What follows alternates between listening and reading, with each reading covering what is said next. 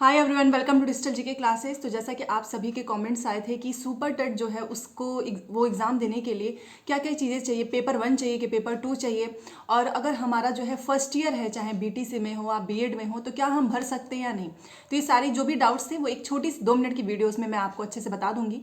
तो चैनल को सब्सक्राइब कर लेना सो दैट ऐसी इन्फॉर्मेशन आपको हर समय सही मिलता भी रहे। और वैसे भी आपको पता है कि रिजल्ट भी आने ही वाला है सीटेट का, उसके बाद से आपको नोटिफिकेशन देखने को मिलेगा ही। ठीक है, तो चलो बात करते हैं। देखो, सबसे पहले सुपर टेट का मैं आपको बताती हूँ। अगर आपके पास सीटेट आपका क्लियर है, क्योंकि सीटेट एक ऐसा एग्जाम है कि वो रास्ता खोल देता है हर एक स्टेट में आपको जो है बैठने के लिए। जैसा कि मान लो आप किसी अदर स्टेट से हो और आपको सुपर टेट देना है। जैसा कि सुपर टेट की जब पिछली भर्ती हुई थी तो उसमें दूसरे स्टेट से बहुत से बच्चे जो है अप्लाई किए थे, उनका सिलेक्शन भी हो गया था। ठीक है, तो फॉर एग्जाम्पल आप जो है किसी अदर स्टेट से हो और आपको सुपर टेट देना है, तो आपके पास केवल जो है सीटेट का पेपर 1 चाहिए। यस, पेपर 2 नहीं चाहिए होता है, याद रखना। पेपर 2 जो है वो जूनियर की भर्ती के लिए होता है। पेपर 1 जो है प्राइमरी के लिए होता है। जो भी प्राइमरी की वैकेंसी निकलती है उसमें आपको आपका सीटेट का पेपर 1 क्लियर होना चाहिए। बट यस, जैसे कि आप दूसरे स्टेट से हो, तो अगर आप यूपी में जो है पेपर देना चाहते हैं तो आप जनरल में काउंट होंगे। आप किसी भी कास्ट के हो बट आप जनरल में काउंट होंगे। जैसे कि कुछ लोग जो है ओबीसी एससी एसटी से होते हैं बट उनके 82 88 पे लटक जाता है, तो वो फिर अपने ही स्टेट में बस वैलिड होते हैं, क्योंकि आपको पता है दूसरे स्टेट में हम वैसे भी जनरल में काउंट होने लगते हैं। ठीक है, तो अब आपको पता चल गया होगा कि सुपर टेट के लिए आपको क्या चाहिए, बस पेपर 1 चाहिए सीटेट का। और अगर आप जो है सपोज दैट आपका पेपर उतना अच्छा नहीं गया है सीटेट का और आपके उतने नंबर नहीं बन रहे हैं, और अगर आप यूपी के ही हैं, तो अगर आपका यूपी टेट पहले से क्लियर है तो फिर आपको कोई टेंशन ही नहीं है, क्योंकि यूपी में जो रहने वाले हैं ना, उनके लिए यूपी टेट भी चलेगा, सीटेट भी चलेगा।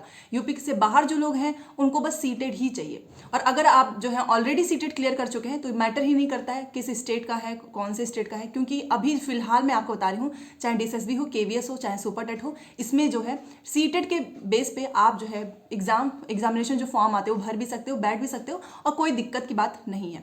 रही बात पेपर 2 की, तो देखो पेपर 2 वाले जो भी पेपर 2 जिसका क्लियर होता है, तो आपको पता है कि अभी जूनियर वाली भर्ती आई थी, तो उसमें आपका पेपर 2 लगता है।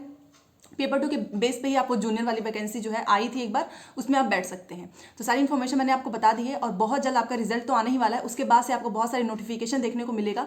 तो अगर आपका पेपर 1 जो है सीटेट का ऑलरेडी क्लियर है, मतलब इसके पहले भी आप क्लियर कर चुके हो, 90 नंबर पहले भी हैं, यूपी टेट क्लियर है, या फिर अभी जो आपने जो पेपर दिया उसमें भी आपको लग रहा है कि यस आपका क्लियर हो सकता है, क्योंकि 90 नंबर लाना तो सब 90 नंबर तो हर कोई ला सकता है, और 90 नंबर ही चाहिए होता है आपको एक भर्ती परीक्षा में बैठने के लिए। तो फिर आप अपनी सुपर टेट की प्रिपरेशन अच्छे से कर सकते हो।